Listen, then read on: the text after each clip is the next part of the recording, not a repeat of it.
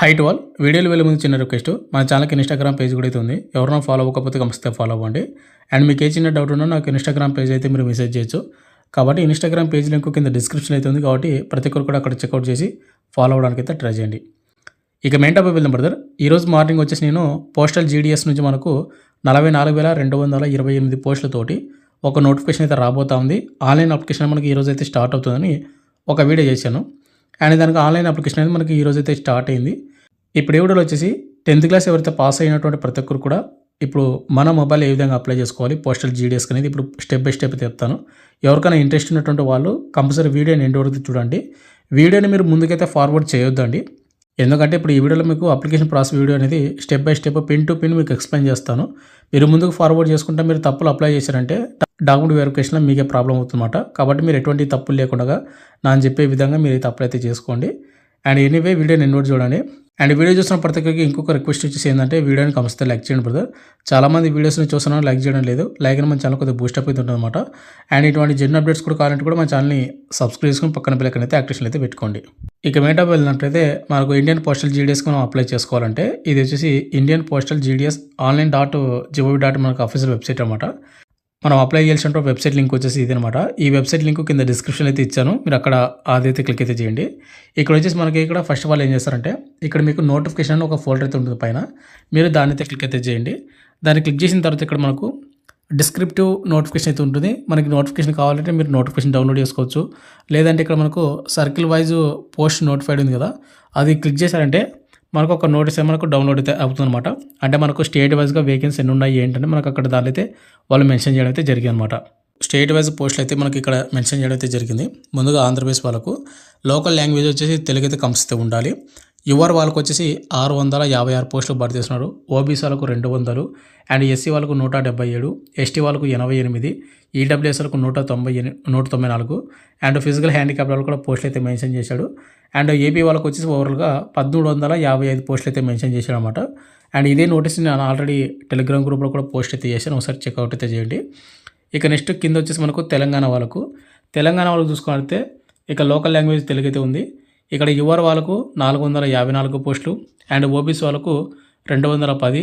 ఇక next SC వాళ్ళకు వచ్చేసి 145, ఎస్టీ వాళ్ళకు 54 అండ్ ఈడబ్ల్యూఎస్ వాళ్ళకు 97 అండ్ ఫిజికల్ హ్యాండిక్యాప్ వాళ్ళు కూడా పోస్టులు అయితే ఉన్నాయి. అండ్ తెలంగాణకు ఓవరాల్గా 981 పోస్టులు అయితే భర్తీ చేస్తాను అనమాట. ఇక్కడ మీరు మీ కేటగిరీలో ఉన్న పోస్టులను చూసుకొని మీరైతే మీ ఓన్ స్టేట్ కింద మీరైతే అప్లై అయితే చేసుకోవచ్చు. లేదు మీరు అదర్ స్టేట్ కూడా అప్లై చేసుకుంటా అంటే కూడా అదర్ స్టేట్ కింద మీరు అప్లై చేసుకోవచ్చు. బట్ ఏంటంటే ఇక్కడ మీకు లోకల్ లాంగ్వేజ్ కంపల్సరీ మీరు ఇక్కడ ఏదైతే వాళ్ళు మెన్షన్ చేశారో అది మీకు లోకల్ లాంగ్వేజ్ అయితే ఉండాలి. ఎగ్జాంపుల్కి ఇప్పుడు మీరు బీహార్ కింద అప్లై చేయాలంటే బీహార్ అనేది మీకు లోకల్ లాంగ్వేజ్ హిందీ అయితే వచ్చి ఉండాలి. అండ్ మీరు హిందీ కూడా మీరు చదివి ఉండాలన్నమాట. అంటే మన 10th క్లాస్లో మన హిందీ అయితే ఉంటుంది కాబట్టి మీరు అయితే అప్లై అయితే చేసుకోవచ్చు. అదర్ స్టేట్ కూడా మీరు అప్లై అయితే చేసుకోవచ్చు అనమాట. ఎనీవే ఇప్పుడు వచ్చేసి పోస్టల్ జీడీస్కి ఏ విధంగా అప్లై చేసుకోవాలనేది ఇప్పుడు స్టెప్ బై స్టెప్ చెప్తాను కాబట్టి ఇప్పటి నుంచి మీరు వీడియోని స్కిప్ అయితే చేయొద్దండి. ఇక్కడ ఫస్ట్ ఆఫ్ ఆల్ వచ్చేసి మనకి ఇక్కడ స్టేజ్ 1 వచ్చేసి రిజిస్ట్రేషన్ అయితే చేసుకోవాల్సి ఉంటుంది అనమాట. అండ్ రిజిస్ట్రేషన్ అయిపోయిన తర్వాత మనకి అప్లై ఆన్లైన్ ఉంది కదా, దానిలో మన డీటెయిల్స్ అన్ని కూడా ఫిల్అప్ చేసి అప్లై అయితే చేసుకోవాల్సి ఉంటుంది. అండ్ ఫీజు పేమెంట్ వచ్చేసి పేమెంట్ కూడా చేయాల్సి ఉంటుంది అనమాట. ఎవరైతే ఎస్సీ ఎస్టీ వాళ్ళు కానీ ఫిజికల్ హ్యాండిక్యాప్డ్ వాళ్ళు కానీ అండ్ గర్ల్స్ కానీ అండ్ ట్రాన్స్ ఉమెన్స్ కానీ ఎవరైతే ఉంటారో వాళ్ళు ఎటువంటి పేమెంట్ అయితే చేయాల్సిన అవసరం అయితే ఉండదు. ఇక రిమైనింగ్ కేటగిరీ వాళ్ళు ఎవరైతే ఓబీసీ యువర్ ఈడబ్ల్యూఎస్ కేటగిరీలో మేల్ వాళ్ళు ఉంటారో వాళ్ళు 100 రూపాయలు పేమెంట్ అయితే చేయాల్సి ఉంటుంది అనమాట. అది కూడా చూసుకోండి. ఇక నెక్స్ట్ ఎనీవే ఇక్కడ మనకి ముందుగా రిజిస్ట్రేషన్ చేసుకోవాలి కాబట్టి రిజిస్ట్రేషన్ మీద మీరు అయితే క్లిక్ అయితే చేసుకోండి. రిజిస్ట్రేషన్ మీద క్లిక్ చేసిన తర్వాత ఇక్కడ మీకు రిజిస్ట్రేషన్ ఉంది కదా, దాని అయితే మీరు క్లిక్ అయితే చేయాల్సి ఉంటుంది అనమాట. మీరు అది క్లిక్ చేసిన తర్వాత ఇక్కడ మనకు ఇంటర్ఫేస్ ఈ విధంగా వస్తుంది. పైన వచ్చేసి ఇక్కడ మనకు ఒకటి బ్లాక్లో అయితే ఉందన్నమాట. ఇక్కడ వచ్చేసి ఏంటంటే డీటెయిల్ నోటిఫికేషన్ ఆల్రెడీ మేము రిలీజ్ చేసాము. దానిలోన ఇన్స్ట్రక్షన్స్ అనేది మీరు ఒకసారి చూసుకోండి. మేమైతే ప్రొవైడ్ చేసాము. తర్వాత అవన్నీ కూడా చదివిన తర్వాత మీరు అయితే అప్లై చేసుకోండి అని వాళ్ళు మెన్షన్ చేయడం అయితే జరిగింది అనమాట. కాబట్టి మీరు ఒకసారి నోటిఫికేషన్ చూసి మీరు చదువుకొని అప్లై చేసుకుంటే కూడా చేసుకోండి. ఇక నెక్స్ట్ అప్లికేషన్ ప్రాసెస్ అనేది మనకు ముందుగా ఏ విధంగా చేసుకోవాలంటే ముందుగా వచ్చేసి ఇక్కడ మనకు మొబైల్ నెంబర్ అయితే అడుగుతుంది అనమాట. ఫస్ట్ పాయింట్ ఇక్కడ మనది మొబైల్ నెంబర్ అయితే ఇవ్వాల్సి ఉంటుంది. ఇక్కడ మొబైల్ నెంబర్ వచ్చేసి ప్రజెంట్ యాక్టివ్గా ఉన్నటువంటి మొబైల్ నెంబర్ మాత్రమే ఇవ్వండి. అండ్ మీరు మొబైల్ నెంబర్ ఇచ్చిన తర్వాత పక్కన మీకు వ్యాలిడేట్ మొబైల్ నెంబర్ అయితే ఉంది కదా, దాని అయితే మీరు క్లిక్ చేయాల్సి ఉంటుంది అనమాట. దాన్ని క్లిక్ చేసిన వెంటనే మీకు మొబైల్ నెంబర్కి ఓటీపీ అయితే వెళ్ళిపోతుంది. ఆ ఓటీపీ మళ్ళీ ఇక్కడ మీకు ఇదే బాక్స్లో అంటే వ్యాలిడిటీ మొబైల్ నెంబర్ కూడా అక్కడ ఒక బాక్స్ అయితే వస్తుంది. అక్కడ మీరు బాక్స్లో అయితే ఓటీపీ అయితే మెన్షన్ చేయాల్సి ఉంటుంది అనమాట. అండ్ కింద వచ్చేసి సెకండ్ ఈమెయిల్ ఐడి కూడా మీ మొబైల్లో ఉన్నటువంటి ఈమెయిల్ ఐడి ప్రజెంట్ యాక్టివ్ ఉన్నటువంటి ఈమెయిల్ ఐడి మాత్రం ఇవ్వండి. పక్కనే వ్యాలిడిటీ ఈమెయిల్ ఐడి మీద క్లిక్ చేస్తే ఈమెయిల్ ఐడి కూడా ఒక ఓటీపీ అయితే వెళ్ళిపోతుంది. అదే ఓటీపీ ఇక్కడ మీరు మెన్షన్ చేయాల్సి ఉంటుందన్నమాట.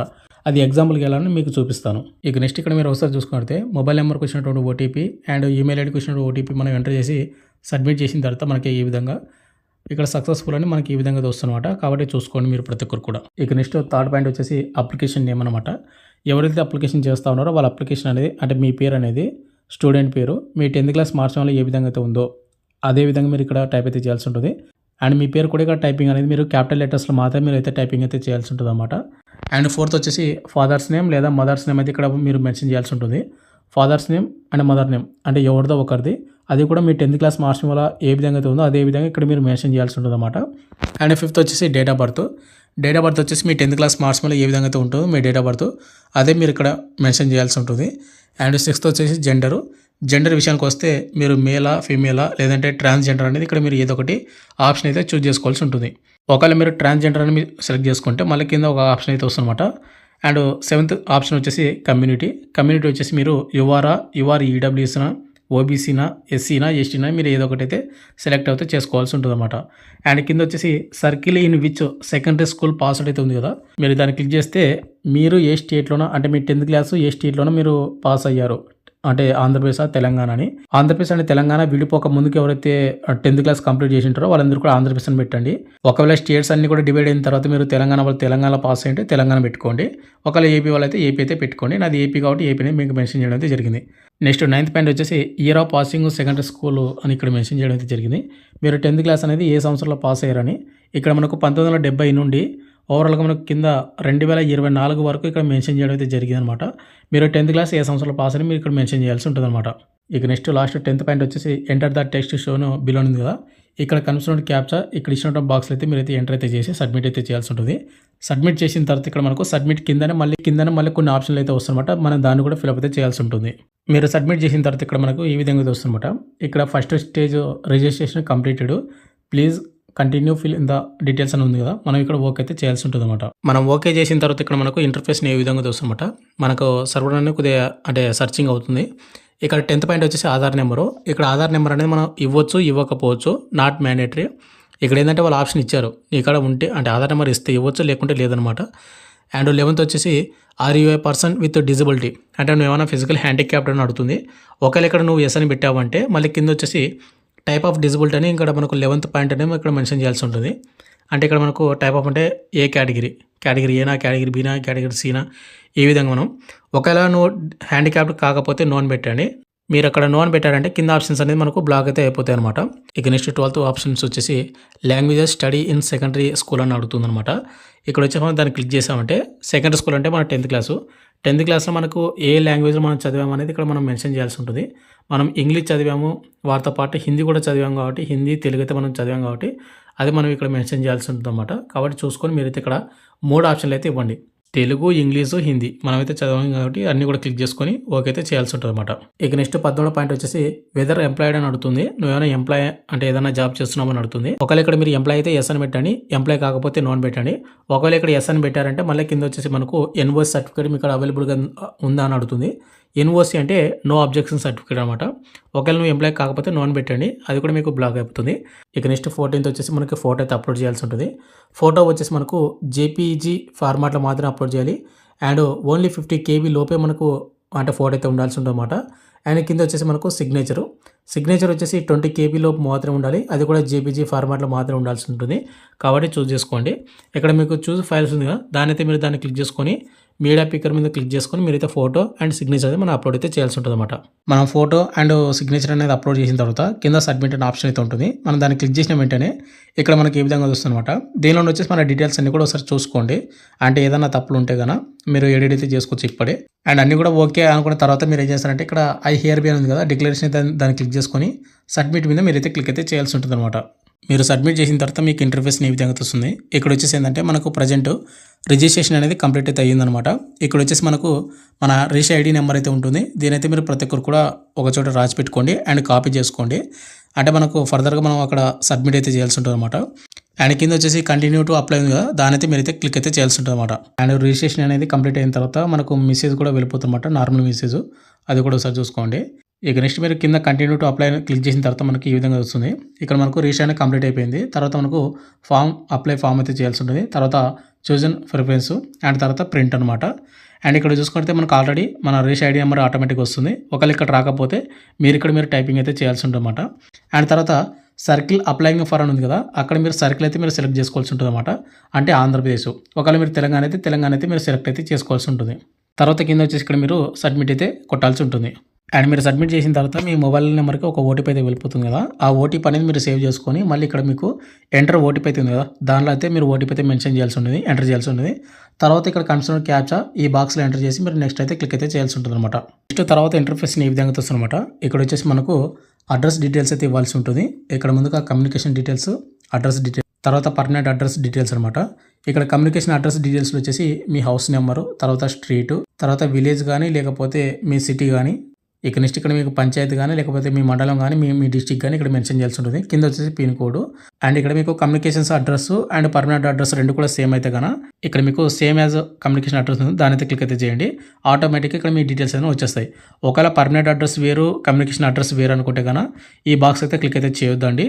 మళ్ళీ తర్వాత మీరు మాన్యువల్గా ఇక్కడ మీరు ఎంటర్ అయితే చేయాల్సి ఉంటుంది అన్నమాట అడ్రస్. ఇక నెక్స్ట్ తర్వాత కింద వచ్చేసి క్వాలిఫికేషన్ డీటెయిల్స్ అయితే ఉంటుంది. కింద వచ్చేసి ఏంటంటే మీరు ఏ స్టేట్లో అండ్ ఎప్పుడు మీరు 10th పాస్ అయ్యారని ఇక్కడ మెన్షన్ చేస్తుంది. అండ్ సెలెక్ట్ బోర్డ్ అయితే ఉంటుంది. సెలెక్ట్ బోర్డు మీద క్లిక్ చేసినట్టయితే ఇక్కడ చాలా బోర్డ్స్ అయితే ఉంటుందన్నమాట. ప్రతి దాని గురించి మీకు డెప్త్గా చెప్తాను, ఒకసారి చూసుకోండి. ఇక్కడ ఫస్ట్ వచ్చేసి Andhra Pradesh open school society with 5 subjects అది ఉంది కదా, ఎవరైతే ఓపెన్ స్కూల్ సొసైటీ అంటే ఓపెన్ స్కూల్ చేశారో వాళ్ళలోన 5 సబ్జెక్ట్స్ ఉంటుందన్నమాట మార్క్స్ తోటి. ఒకవేళ మీకు మీ 10th క్లాస్ మార్క్స్ అట్లా ఉంటే ఇక్కడ ఫస్ట్ ఆప్షన్ క్లిక్ చేసుకోండి.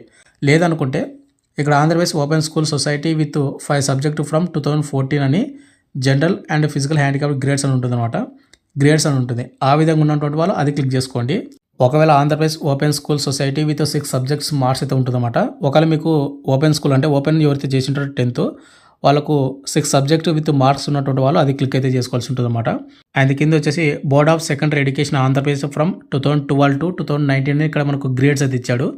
అంటే ఎవరైతే 2012 నుండి 2019 వరకు ఎవరైతే చదివారో వాళ్ళకు కొంతమందికి గ్రేడ్స్ అయితే ఉంటుందన్నమాట. వాళ్ళు ఇక్కడ గ్రేడ్స్ అయితే మీరు దాన్ని క్లిక్ అయితే చేసుకోవాల్సి ఉంటుంది. ఇక నెక్స్ట్ వచ్చేసి board of secondary education Andhra Pradesh oriental secondary school certificate grades ఎవరైతే ఉంటుందో అంటే OSSC అన్నమాట. మీ మార్క్స్ మిమ్మల్ని ఈ విధంగా ఉంటే కనుక మీరు ఇదైతే క్లిక్ అయితే చేసుకోండి. లేకపోతే board of secondary education Andhra Pradesh oriental secondary school certificate మీకు విత్ మార్క్స్ అని ఉంటే మీరు ఇదైతే సెలెక్ట్ అయితే చేసుకోవాల్సి ఉంటుంది అన్నమాట. అండ్ అదేవిధంగా ఎవరైతే CBSE ఎవరైతే చదివి ఉంటారో central board of secondary education ఇది మీరైతే క్లిక్ అయితే చేసుకోవాల్సి ఉంటుంది. ఒకవేళ central board secondary education with additional subjects ఉంటే కనుక మీరు ఇదైతే సెలెక్ట్ అయితే చేసుకోవాల్సి ఉంటుంది.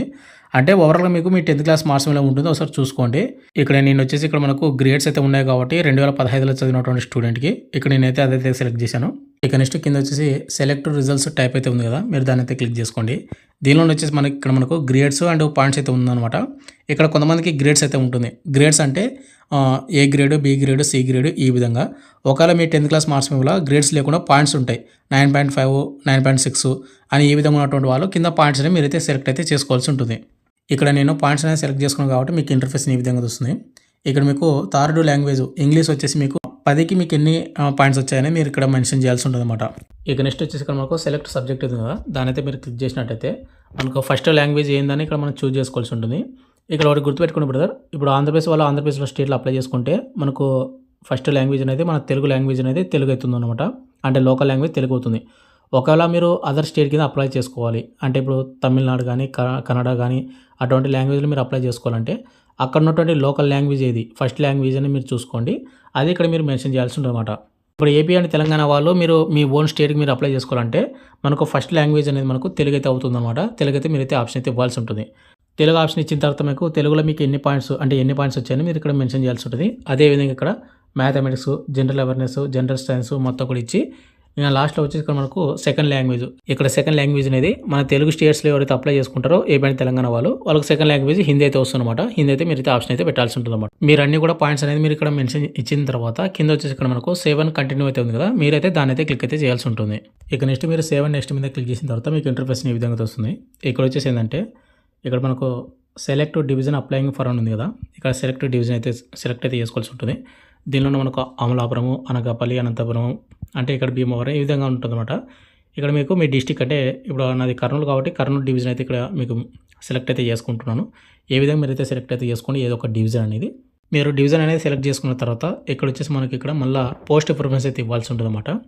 ఇక్కడ మనకు కర్నూలు జిల్లాలో ఎక్కడెక్కడ పోస్టులు ఎక్కడెక్కడ ఉన్నాయనేది ఇక్కడ మనకు చూపిస్తుంది అనమాట. కాబట్టి చూసుకోండి. ఇక్కడ ముందుకు వచ్చేసి ఇక్కడ మనకు బేతంచెర్లలో వచ్చేసి డాక్ సేవక్ కింద మనకు ఈడబ్ల్యూఎస్ కేటగిరీ వాళ్ళకైతే పోస్టులు అయితే ఉన్నాయన్నమాట. 10,000 శాలరీ తీస్తారు. ఈ విధంగా మీకు ఎక్కడైతే కావాల్సి ఉంటుందో అంటే ఇక్కడ మనకు first option, second option, third option అని ఇక్కడ మనం అంటే ఇక్కడ మనకు first option, second option, third option, fourth option ఈ విధంగా మనం బాక్స్లో అయితే ఇవ్వాల్సి ఉంటుంది. బట్ ఏంటంటే మీకు ఎక్కడైతే దగ్గర ఉంటుందో అవి ఫస్ట్ ఆఫ్ ఆల్ ఇచ్చేసుకోండి. ఇక నెక్స్ట్ మీకు ఇక్కడ అర్థమయ్యే విధంగా మీకు ఇక్కడ పోస్ట్ ప్రిఫరెన్స్ అనేది ఇవ్వడం అయితే జరిగింది అనమాట. 4, 5, 7 అని ఇక్కడ మీకు ఇష్టం వచ్చినట్టు విధంగా మీరైతే ఇచ్చుకోవచ్చు. అంటే ఏ పోస్టు అంటే ఎక్కడ పోస్టులు ఉన్నాయి మీకు దగ్గరలో ఉంటే అవి ఫస్ట్ ఇవ్వండి, లాంగ్లో ఉంటే అవి లాస్ట్లో ఇవ్వండి. మీ ఇష్టం అనమాట, ఎట్లానే ఇవ్వచ్చు. అండ్ కింద వచ్చి ఇక్కడ మనకు డిక్లరేషన్ అయితే ఉంటుంది. ఇక్కడ మీరు టిక్ బాక్స్ అనే టిక్ చేసి కింద వచ్చేసి సేవ్ అని ప్రొసీడ్ అయితే ఉంది. మీరు వాటిని అయితే క్లిక్ అయితే చేయాల్సి ఉంటుంది. ఇక నెక్స్ట్ తర్వాత ఇంటర్ఫేస్ ఈ విధంగా వస్తుందన్నమాట. ఇక్కడ వచ్చేసి data submitted successfully, please pay the fees అని ఉంటుందన్నమాట. మనం పేమెంట్ అయితే చేయాల్సి ఉంటుంది. చెప్పాను కదా, ఎవరైతే ఎస్సీ, ఎస్టీ వాళ్ళు కానీ, ఫిజికల్ హ్యాండిక్యాప్డ్ వాళ్ళు కానీ, ట్రాన్స్ ఉమెన్స్ కానీ, లేకపోతే గర్ల్స్ కానీ ఎటువంటి పేమెంట్ చేయాల్సిన అవసరం లేదు. ఇక రిమైనింగ్ కేటగిరీ వాళ్ళు 100 రూపాయలు పేమెంట్ అయితే చేయాల్సి ఉంటుంది. తర్వాత ఇక్కడ మీకు ఓకే అయితే చేయండి ఎవరైతే పేమెంట్ చేయాలంటే. లేదు ఒకవేళ పేమెంట్ చేయని వాళ్ళైతే కానీ డైరెక్ట్ మీరు అప్లికేషన్ ప్రింట్ అయితే తీసుకోవచ్చు అనమాట. ఎవరైతే పేమెంట్ చేయాలనుకుంటారో దాన్ని క్లిక్ చేసిన తర్వాత మళ్ళీ మీకు ఈ విధంగా వస్తుంది. మళ్ళీ మీరు ఓకే అయితే చేయాల్సి ఉంటుంది. మీరు ఓకే చేసిన తర్వాత ఇక్కడ మీకు మీ రిష్ ఐడి నెంబర్ ఉంటుంది అండ్ మీ మొబైల్ నెంబరు, మీ పేరు and me category and payment వచ్చేసి 100 రూపాయలు ఈ విధంగా ఉంటుంది. తర్వాత కింద వచ్చేసి మేకే పేమెంట్ ఉందా మీరు వాటిని అయితే క్లిక్ అయితే చేయాల్సి ఉంటుంది.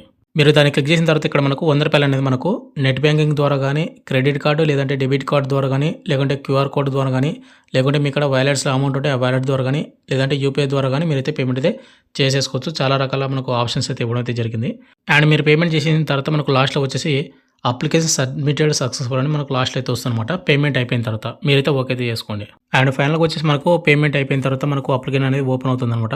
మన అప్లికేషన్ ఫామ్ అనేది మీరు డౌన్లోడ్ చేసుకోవాలంటే కింద వచ్చేసి ఇక్కడ మనకు ప్రింట్ అనే ఆప్షన్ అయితే ఉంటుంది. మీరు దాన్ని క్లిక్ చేసుకొని మనం అప్లై చేసినటువంటి అప్లికేషన్ ఫామ్ అనేది మీరైతే ప్రింట్అవుట్ అయితే తీసుకోవాలి. దీన్ని మీరు గూగుల్ డ్రైవ్లో కానీ లేకుంటే పీడిఎఫ్ ప్రింట్అవుట్ చేసుకొని మీ డాక్యుమెంట్స్ ఏమైనా ఇంట్లో పెట్టుకుంటారు కదా, దానిలో మీరైతే సేవ్ చేసుకోండి. దీన్ని 80% కూడా మీరు అప్లై చేసిన ఫామ్ మీరైతే 80% పాడేయొద్దండి. ఫర్దర్గా అంటే ఫ్యూచర్గా మీకు ఏదో ఒక దానికైతే ఉపయోగపడుతుంది అనమాట.